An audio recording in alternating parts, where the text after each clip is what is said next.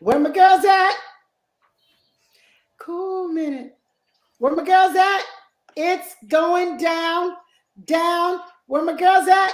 Oh my goodness, it's going down. Yes, yes, yes. We are here. The Force of Friendship. Be sure to like us on Facebook, Instagram, and YouTube at The Force of Friendship. Be sure to like the 19 a.m. Superstation Facebook page as well. Well, we're here. Another day, another day, another day. Chrisette, I'm so glad you're here because if you weren't here, I'd be all by my lonesome, okay? But Right. that it's summertime. When I tell you we are booked and busy. Katrina's somewhere on a fabulous photo shoot with her mom for the big 75th birthday. And Gloria is on the road with her grandchildren headed to Martha's Vineyard. And so it is Sabrina in the studio. I am your host with the most today on We Got Issues. We're here Monday through Friday, 6 to 7 p.m. on 19 a.m. The Superstation with my girl, Lady Chrisette out of Detroit, Michigan. I'm at Geneva on the Lake, Ohio, and Chrisette is in the D, where the station is based.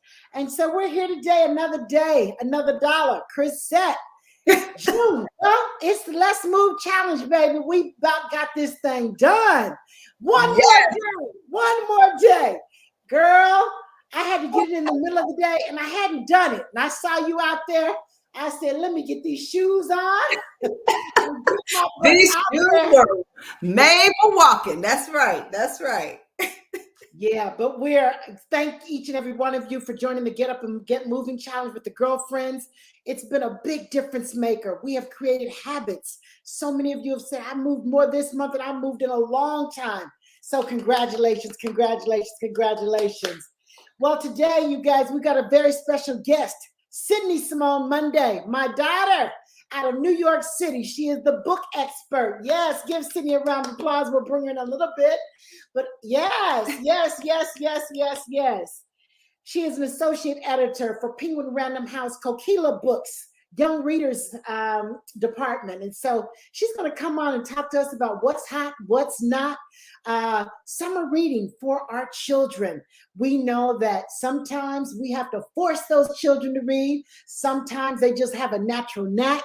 And so we're going to find out all about it in just a bit. But Chrisette, say hello to the people. You're looking lovely in your Kelly green. Say hi to the people. Hello, everyone. I'm excited to be here on this thankful Thursday. I'm excited that It's Wednesday. It's Wednesday, boo. Wednesday. Yeah, sorry, Wednesday. Okay. It's Wednesday on this winning Wednesday, okay? A winning Wednesday, and I'm excited because we're going to win with my niece, Sydnee. We're so excited to have her on the show. I am so thankful that we have one more day for the Get Up and Move Challenge, Sabrina.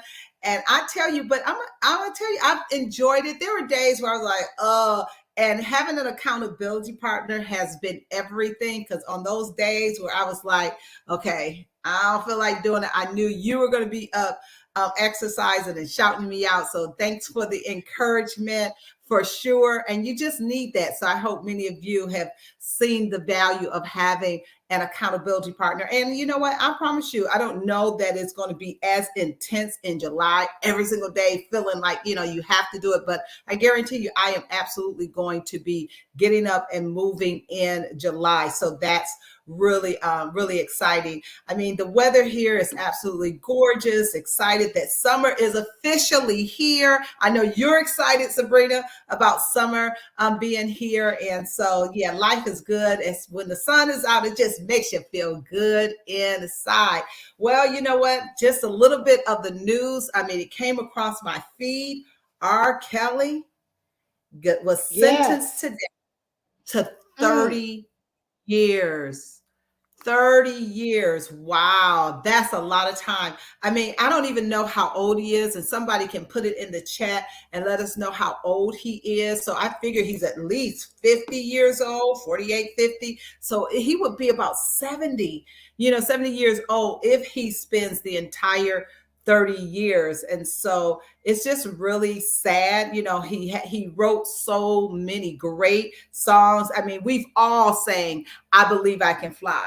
I believe I can touch the sky. I mean, that song is an anthem for so many people that we've used, graduations, and in so many instances. So it's just really a sad state of affairs. And so I know his sisters were in the court to support him today. And I mean, your family, is your family. You don't get to choose your family. And I mean, you don't have to support when they do wrong, but I mean, you can't get rid of the love that you have. And thank you, DeMello. He said he's 55 years old. So you add 30 to 55, that's what, 30? That's 85 years old. He will be an old man. Unless, something happens and, he gets out on good behavior, but still 30 years, even if he does half that time, you add 15 years, that is what, 15 and 55 is 70. He's still 70 years old when he gets out. So it's just really sad, really sad. But again, it's sad, but it's more sad that he did the crime and so many of the young girls were subjected. Yeah. Yeah, absolutely. So it's sad that that talent is going to be so wasted. And of course, so many lives were destroyed with those young girls, and so many people enabled him. And that's a topic of discussion, a show in and of itself is, and I think Gloria did a show about enablers, but I mean, sometimes, the people that you have around you is so important. Show me your friends, I'll show you your future. Because if he had individuals that were willing to grab him and say, dude, what is wrong with you? I mean, just really somebody that could speak that into his life. But evidently, they were just making money and said, hey, whatever he's doing, matter of fact, they helped him do it. So it's just a sad state of affairs. Yep. It is. Casey said, but you have to think of some of those songs he did derived from the mess he was doing. Yep. Okay. Absolutely. Yep. Yeah, it's something. I just hope that so many of the parents who push the young girl in that direction want them to be a superstar, that it just is a lesson for so many and all, for sure. I know we were having a mic pop. That's better. Whatever somebody did, that's good. It's gone. So that is good. Well, you guys, it's more news. Oh my goodness, the hearings are everybody's still reeling from yesterday. What are they talking about from yesterday, Chrisette? Well, that's still a hot topic. I didn't see a ton of it, but the little bit that I saw, of course, those that are in Trump's camp are trying to, what they do, deny. Now they're, disparaging this young lady's name, just saying, why she's doing it. And, she trying to get a show, I believe her name is Cassidy. What's her last name? Cassie Hutchison. They're, really coming out against her. And this is the thing, people with reasonable, with the ability to just reasonably look at this situation. You have all of these individuals who were staunch Trump supporters coming out telling the truth. So what do they have to gain? I guess that's my question. Right. What do they have to gain? This young lady has nothing to gain. I mean, they're dogging her out on Fox News, Trump supporters, I'm sure she's getting hate mail. I mean, she's going to have to look behind her back and everywhere she goes now. And I believe she's only 26 years old. So I mean, is she getting $3 million to come out and say that? No, she's not. So, enough with the, they're not telling the truth. Okay. All right. That's your story. But we know there is no way all of these people who were supporters of Trump would betray him to the point where they, stand before the committee and, not try to cover up. And I guess, they're like, at some point, you can support people so far until they literally cross the line of your integrity. And so I'm so thankful that this young lady, I should say, was not going to have her integrity just totally demolished by going to the committee and telling lies. She's telling the truth to the best of her knowledge, her ability. So kudos to her for standing up. Trust me, her name will go down in history for sure. For sure. Absolutely. Proud of her for standing up for what's right. So much going on. We know a lot of people are about to travel in the airways, the highways, the byways, going away for 4th of July weekend. I understand Delta. I don't know if this is true, but I understand that they are offering $10,000 to passengers to take a later flight. I was like, put me on that. Okay, let me book with Listen. I mean, I don't know if it's true, Chris, but I got a word that today from Grand Rapids to St. Paul, that's not even a long flight, but they're in so much deep trouble with the FAA that they don't want these hefty fines. They got lawsuits up the gazoo coming at them. And so it's something. So they say that record travelers, and they just don't have the staff. They don't have the pilots. They don't have the bag handlers. They don't have the staff. And they went ahead and sold these tickets, and they are begging people now to change your flight to a different day. So for all of our travelers out there, hey, keep your flight. You might just be one of the lucky ones. We got girlfriends headed to the Essence Fest, going to New Orleans. It's going to be a wonderful weekend. Have you ever been to the Essence Fest, Chris? I've not gone yet, and I've heard some amazing things about it. So that I guess I have to put that on my bucket list. Oh yeah, you have to, because it is a great time. I don't think they had it last year because of COVID, but they're full, or maybe they did a piece of it. But anyway, a lot of people are going to New Orleans. Well, you guys, with no further ado, we're getting to the subject at hand, and that is summer reading with our book expert, Sydnee Monday, our firstborn daughter. Come on in, Sydnee. Yay, Sydnee. Hi, everyone. Can you hear me? Yes, we can hear you. Yes. Y'all, I am just so flattered and excited to be on the radio today. I finally got my spot with my mom, my auntie Chris. Well, Chris said before the show, looks like we made it, Sabrina. We got Sydnee on the show. That's right. So Sydnee, and you know, Chris, Sydnee likes everything in order. I can't just call her up at the last minute and say, hey, can you be on the show? Because I tried that about a month ago. She's like, no, let's book a date, okay? That's right, Sydnee. She told me the day before. Yeah, she said she has to prepare. Well, you know, I mean, yeah. So, and I appreciate. You know how your mama is, Sydnee. You know your mama. And so, you guys, oh my goodness, I have to do the formal introduction of Sydnee Monday. You know, it's really special when you can Google your daughter and find out what they say. They say Sydnee is from New York, an editorial. She's an associate editor at Penguin Random House, specializing in literature for young people of all ages. She's a writer and editor committed to helping tell stories of communities that are underrepresented. She has experience at several major media companies with experience writing, copy, implementing strategy, and ghostwriting. She has worked with some of the best, you guys. I'm so proud of Sydnee Simone. She is meticulous. And can you believe I am a wordsmith? I really think I'm pretty good with words, but now I find myself like, if I'm texting her, I'm like making sure my grammar is correct. And like she'll use the word and I'll say, Sydnee, what does that mean? What does that mean? So we come from a long family, a family of journalists from generations. And so just blessed that she decided to go down that track. Sydnee, we have about 1 minute before we go to break, but start how you found this path of journalism. Well, there's the music. Hold on, there's the music. You want to stick around. Every mother wants to hear the scoop on children's books for the summer. So tag a girlfriend, tag somebody with children, tag somebody who wants to write a book. Today is the show. We'll be right back with We Got Issues.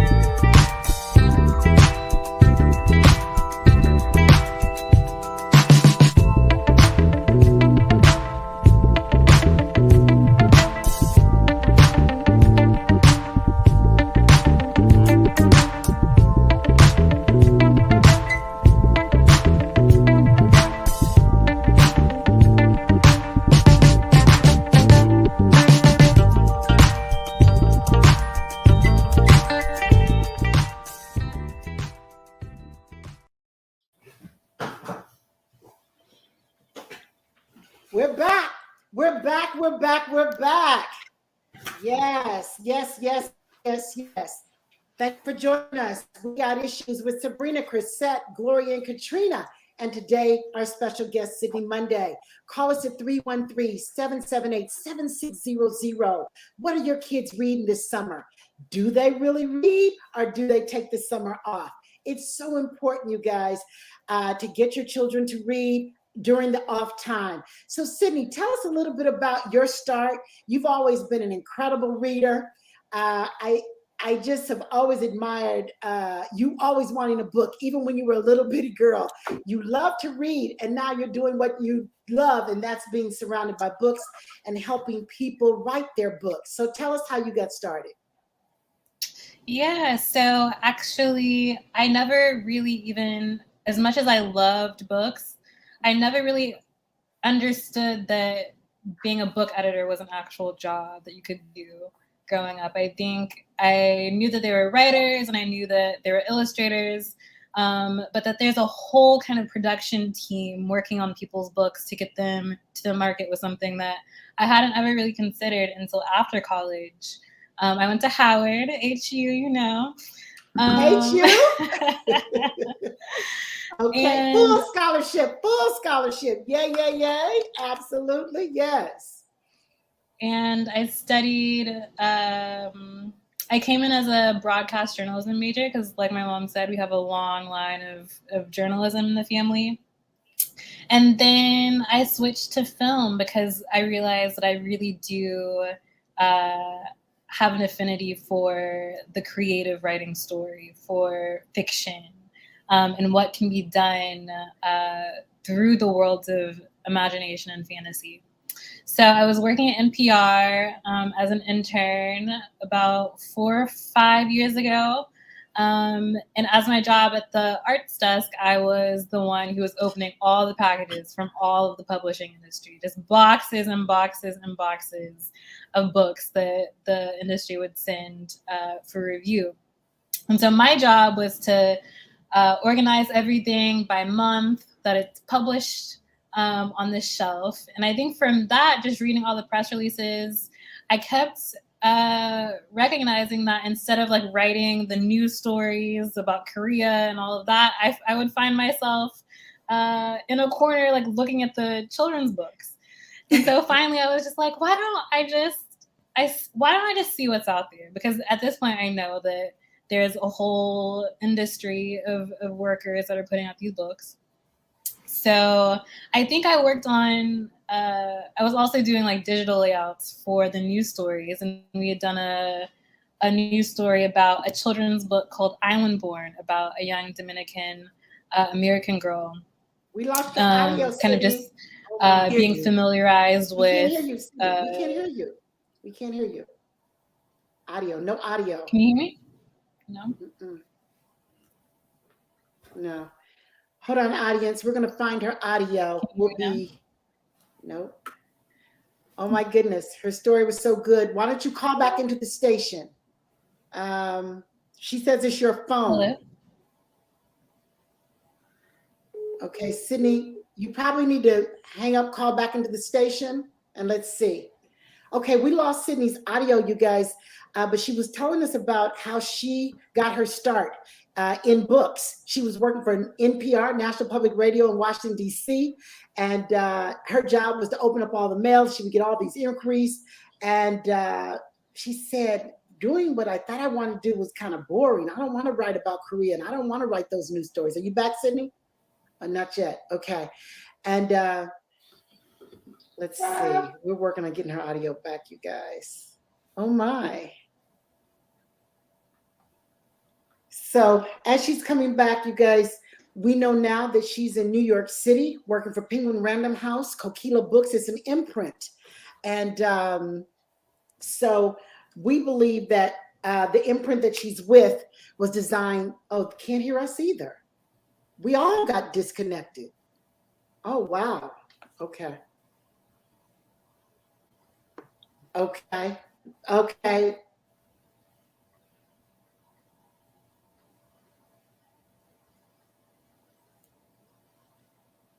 Okay, so sorry, you guys, that's a glitch with the station.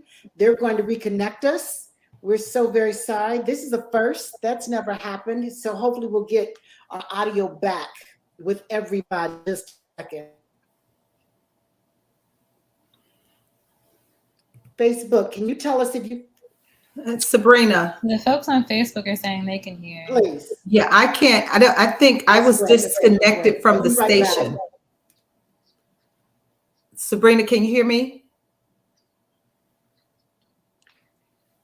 Dorothy, we're going to a break. Okay. All right. Can y'all hear?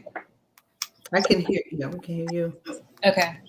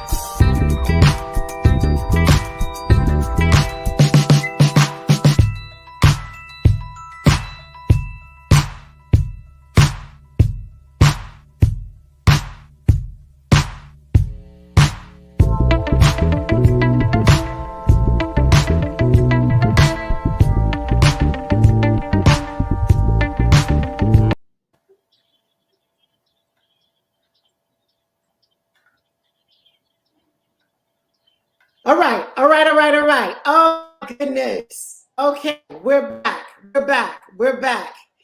Nothing like live radio. Thank you, Michael, for having us back. Thank you for getting us back up and running. Shanae says, I enjoyed lots of fantasy and comical books as a child. Amelia Bedelia, Cinderella, etc. Excellent. Sydnee, thank you for being here again. Our firstborn daughter. She's big in the book publishing industry, children's books in New York City. So, Penguin Random House, Kokila, you were saying you were with NPR.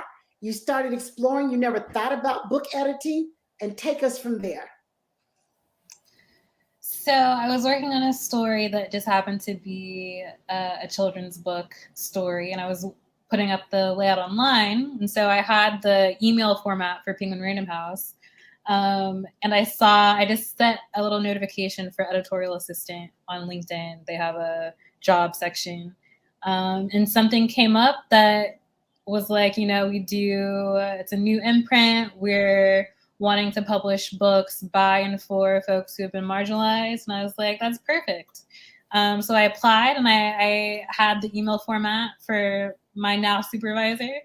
And I reached out, I applied, and then I sent another email. And then 2 weeks later, I get a message, can you come up to New York and interview?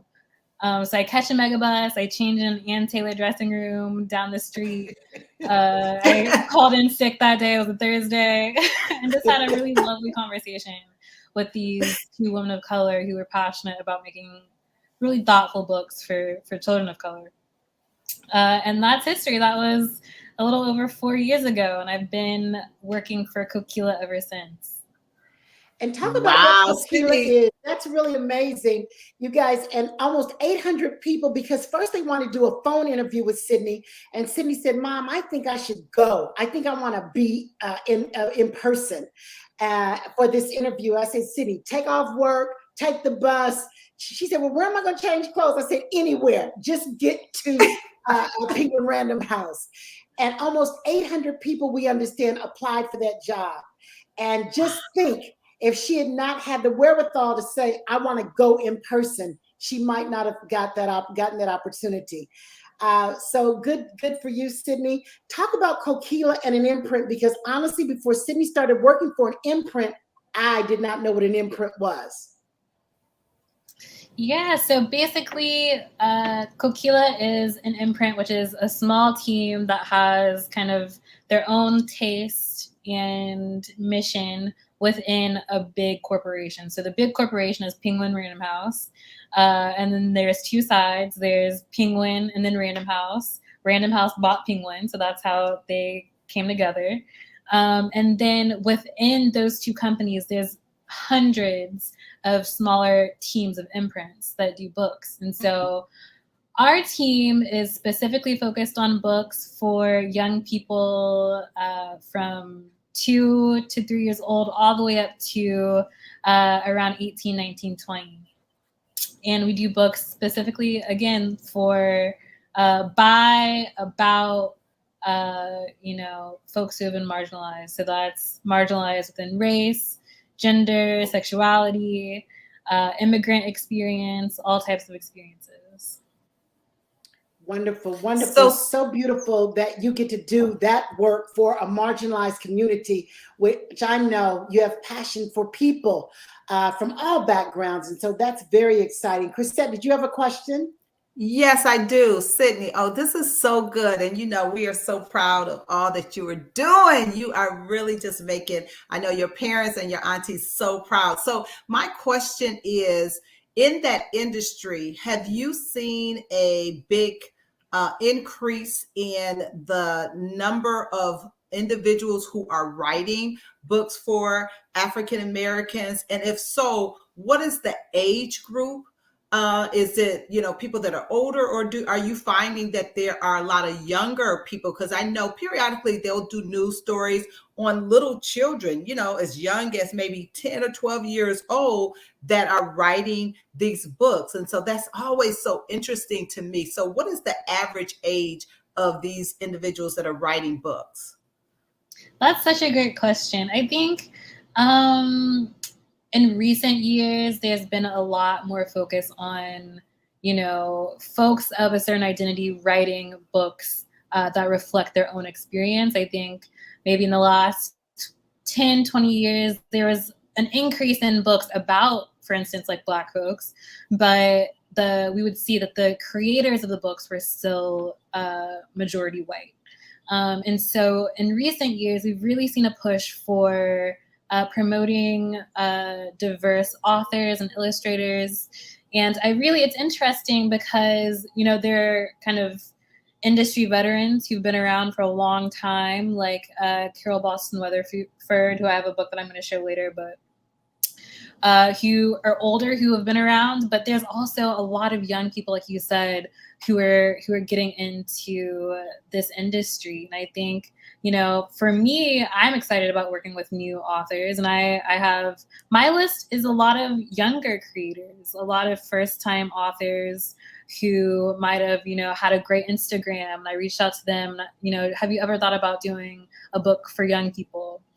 So it's really all across the board. Wow, tell us this, that's powerful. The industry has really changed. Social media. Imagine finding an author on Instagram, on social media. Gone are the days when you had to be chosen by a big publishing company to get your message out there. So what are your thoughts on self-publishing and publishing by a big company? Because I do believe that everybody has a book in them. I do believe that, but it takes a lot of work. And so what are your thoughts? Self-published or published by someone else? Like These are great questions. Y'all are professionals, okay? I will say self-publishing is great because you get to keep all that you make, especially for folks who already have a dedicated community, who are going to support their work, who are invested in their work already. You know, when you publish with a publishing company, you have to split royalties with the company. And so you might get an advance, but what you take in from the actual sale of the book is a lot less than what you would make if you were self-publishing. So I tend to say if you already have a great audience, self-publishing is a great way to go. I think also with traditional publishing, you get some marketing and publicity help. So it's really just, it depends on the person, I would say. Yeah. Yeah. And that's good to know that there's no right or wrong way, because back in the day, self-publishing was frowned upon. People didn't really, you didn't have the credibility. But I see that being so different now. And based on what you say, I think that is true. Tell us about what you look for in a writer, Sydnee, in a storyline. You work with a lot of people. You guys, whenever we go somewhere, Sydnee's the most popular. They cozy up to Sydnee. I got a book idea. Can I get your name and number? And sometimes when she goes, and she's like, can we just leave now? Can we just leave? Because all they want is a book deal. And so talk to us, Sydnee, about what you look for in a book idea or an author. Yeah, so I think right now, and I think, you know, you always have to keep in mind editors are reading hundreds of manuscripts. So it always helps to have a book about a time in history that hasn't really been covered, especially for young people, because, you know, I think especially with marginalized communities, it's imperative that we are teaching this history that has not been covered. So I think, you know, little known history, under celebrated figures, hidden figures are always good.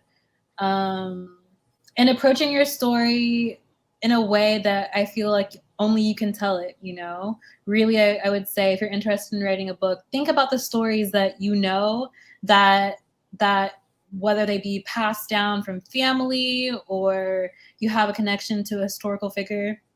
Think about the stories that are specifically kind of in your world that you can really help bring out to a larger audience in a fresh way.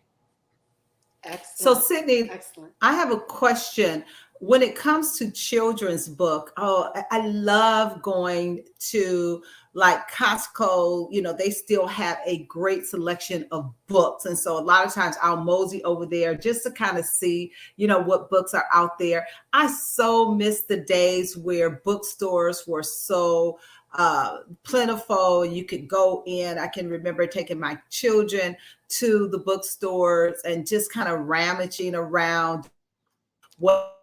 So it's about a children's book that you really like. I know I was asked to speak. This is early stage of the virus, and one of the elementary schools, you know, they were asking different people to come on and read to the kids. And I think my book was about, you know, their hair, and it was everything about the texture of their hair and how beautiful it was. And it was so refreshing to see that there are books and the illustrators. I mean, back in the day, it was kind of not as nice or as representative of us as it is today. So talk to us a little bit about that, about the children's books and the ones that you really like. Yes. I mean, I think that's a great point, that there's so much, especially I think just thinking about technology and how it's really changed so many of our industries. The illustrations, I think, have become more vibrant through digital illustration. So I picked out 3 books those here. Are beautiful. Those right? are beautiful. They feel I so love summery. vibrant books. Wow. Yes, Those are yes. gorgeous, So I picked Sydnee. out 3 that I think are just so perfect for summer. One is Jabari Jumps, which is such an adorable book about young Jabari kind of facing his fear of jumping off of the high diving board at his community pool.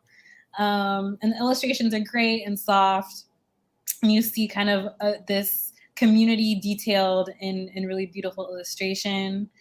And then there's Dream Street right next to it.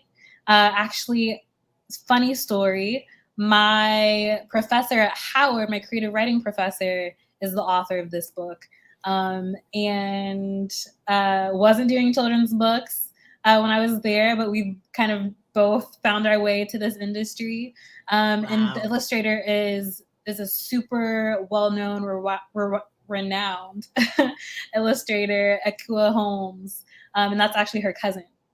And so Dream Street, yes, Dream Street, I can just read a little description here. Welcome to Dream Street, the best street in the world. Jump rope with Azaria. Can you double dutch one leg at a time? Dream big with Ade and Tari, who wish to create a picture book together one day. Say hello with Mr. Sydnee, a retired mail carrier who greets everyone with the words, don't wait to have a great day, create one. On Dream Street, love between generations rules. Everyone is special, and the warmth of the neighborhood shines. A magical story from the critically acclaimed author and Coretta Scott King award-winning illustrator. So it's really this story about these two cousins, right, who are based on the creators in their neighborhood at Roxbury in Boston. Yes, we know Roxbury. Wow, I want to get that book. It's beautiful. It's beautiful. And the illustrations are nice and big too. And then lastly, we have The World Belonged to Us, which is another kind of powerhouse creative team. Jackie Woodson is just a superstar in children's books and has been around for a while. But this book actually is based on her experience growing up in the Bronx. So you'll see, the 70s flair in the clothes. And it's just about another great summer book about having fun with your community in the summer. Wow. You know what, Sydnee? They are. And what I love about these three books that you selected, especially when I look at the very last one, it just automatically brought back memories of the 70s. It just brought back the things that we did growing up. And I know in today's day, it's so much that is going on and it's so much bad news, but take me back down memory lane. Take me back to when kids were outside and they didn't have to worry about gunshots and they didn't have to stay inside and play, PlayStation and Nintendos because it wasn't safe to go outside. And so, you know what? There was a time, a space and time where we stayed outside. Why do you think everybody said, their mama said, you better be home when the street lights come on? That's because right. You were outside, right? And so when I tell you that book just made my heart sing just looking at the cover. I think I had that outfit that girl was jump roping, okay? I can remember those colors and all of that. Pants. The hot pants, okay. Hot pants, yep. Remember those, right? The colors, those covers on those books, Sydnee, and I know when you were home during COVID, illustrators would send you renderings and drawings of potential of the book you were working on. And I am just the colors, just those books that you just showed us make you feel good. They make you feel happy. They draw you to it. I mean, I want to go out to the bookstore right now and buy those books for somebody's kids. And I think I will. There's somebody's child who needs that book, you guys. You got a caller? The books are on time. Thanks for introducing. Yes. Caller, are you there? Thank you for calling. We got issues. Good. I've got a question. Want to know, this is an absolutely fabulous show, and I wanted to ask about how many books how do they determine if a book is a good seller? Right, a children's book on average. Is there an average number that you did pretty good if you sold X number of books? I just want a quick answer to that, and I had another question, if you don't mind. Sure, that's a great question. I think every book kind of has its own expectations based on the author, what their platform is like. But I would say, you know, for a standard picture book that's traditionally published, I would say I always shoot for 10K within the first couple of years. And I think that usually is an amount that helps authors start to see earn out from their advance. Nice. So 10K. 10K. 10K is outcome or 10,000 units? 10 units, 10K units. 10K units. Okay, 10,000 units. Okay. I have one more question. I'm going to ask one more question. I know the book Hair Love. I love the animated piece. It was fabulous. It was, I think, Oscar winning. And I know that I just wanted to commend Sydnee on working on that book Hair Love. And also, if she could speak a bit about the book she wrote where it says that sometimes love looks like braids, puffs, and twists. And what does that mean? Because I just love that line. And I saw a little girl today with an Afro puff. So I love Afro puff. So what is Sydnee thinking when she said sometimes love looks like braids, puffs, and twists? I love it. Talk about it to several little children. It's beautiful written. It's beautifully illustrated. Thank you so much for calling We Got Issues. I hear that music. Sydnee, when we come back, you're going to talk about that line that you wrote for the book, on the back of the book, I believe it was, and we'll get more into the conversation before we have to go. Thank you for calling. We Got Issues, 313-778-7600. We are with the associate editor herself, Penguin Random House Kokila Books, Sydnee Monday. We'll be back.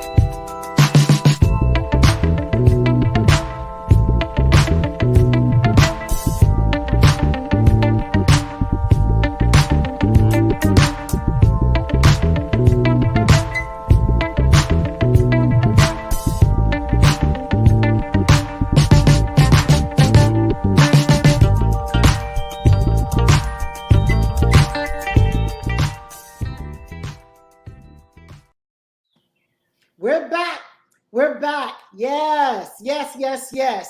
We got issues and we're talking all things books. Alicia Maxey Green says, I have twin girls in middle school. What books or series do you recommend? Their teacher shuns graphic novels. So we'll address that in just a bit. We've got a caller, and then we're going to go to the caller, talk about Alicia's question, and then we're going to go back to that writing on hair love. Annette, are you there? I am here. Thank you for taking my call, and good evening, ladies. I have a question. My daughter is a geologist, and she has self-published an ebook for children in grades K through 4, Urban Nature, the number 4 kids. And I'm curious to know, is she able to contact Sydnee with the book to see if this is something that she would be interested in? I know that I remember her saying that one of the setbacks or I don't want to say setbacks, one of the drawbacks to self-publishing is the lack of help in marketing. And I really would like to see my daughter's book get some help in that area. So is it possible for her to contact her? Is there a way to get in touch with Sydnee? Yeah, thank you so much for your question, and congrats to your daughter on her ebook. I think that for folks, well, what we do at my imprint is we are specifically looking for work that has not been published yet. But I think in the chat, there's been a link posted to Literary Agents of Color. And that is really a lovely resource for folks who are wanting to think about traditional publishing and find a partner to oversee kind of like their entire literary life, their entire literary career. So if a person has more than one idea or just wants to kind of focus on that one, what agents are basically, they're the ones who are talking with all the editors in the industry, seeing who likes what, who's looking for what. They're really your first kind of point of contact to getting into the publishing industry. And they're great because they help negotiate contracts for you so you don't have to do it yourself. Excellent.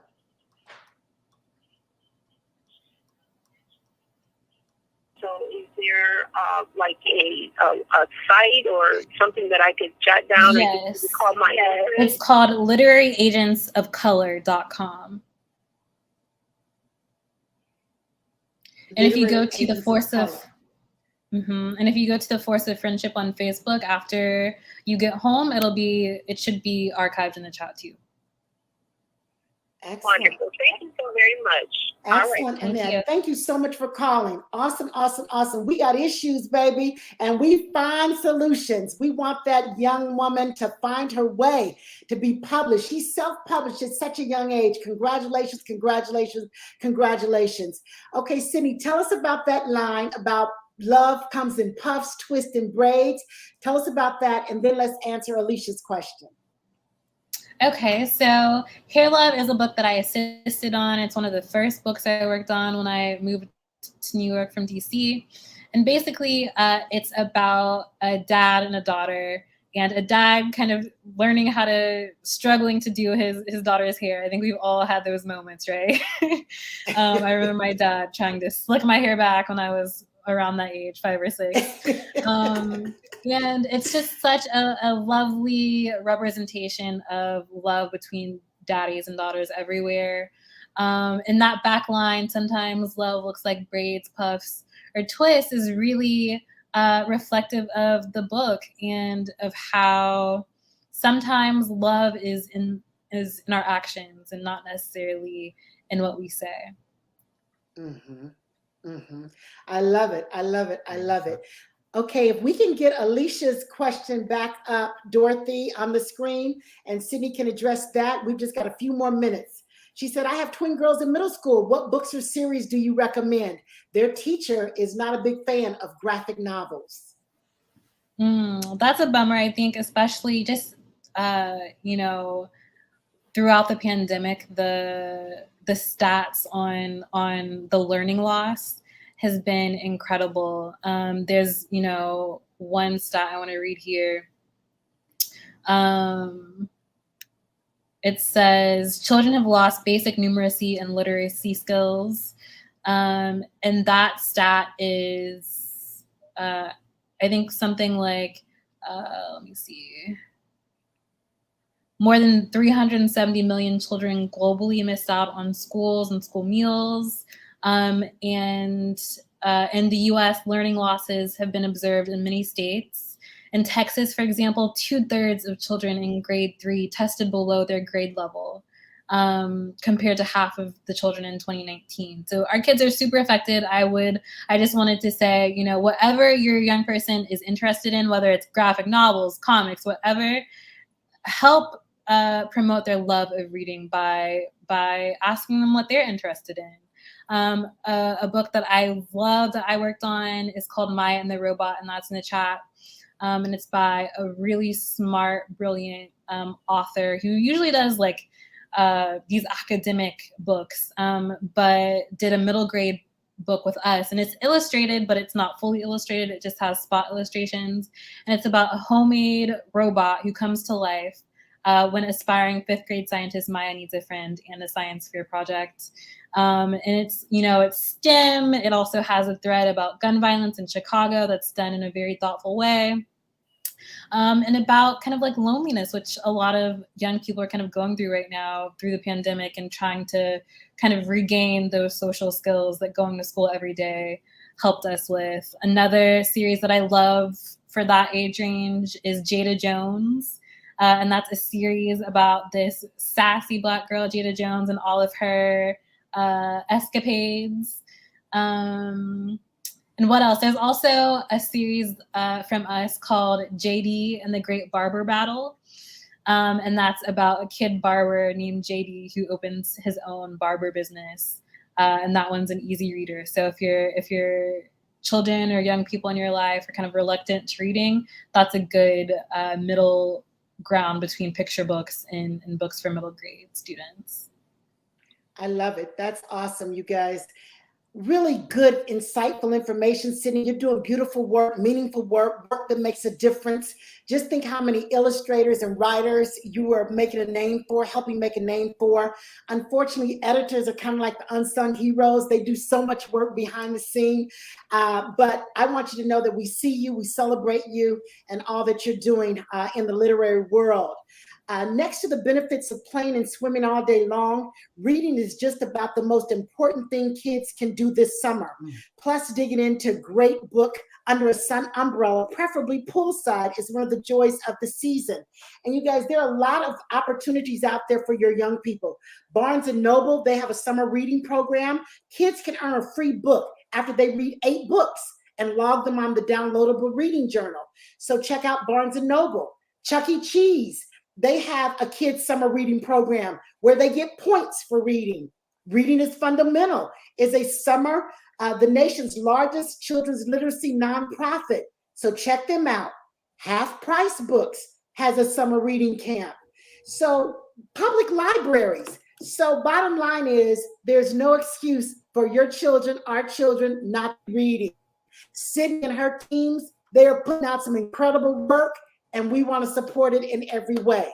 Readers make our world go round. Readers are leaders. Well, that's the music. Thank you for joining us, you guys. Sydnee, you're amazing. I love you so much. I'm Chrisette and I are so proud of you. Until next time, Tribe, another edition of We Got Issues. We'll see you soon. Peace. Bye-bye.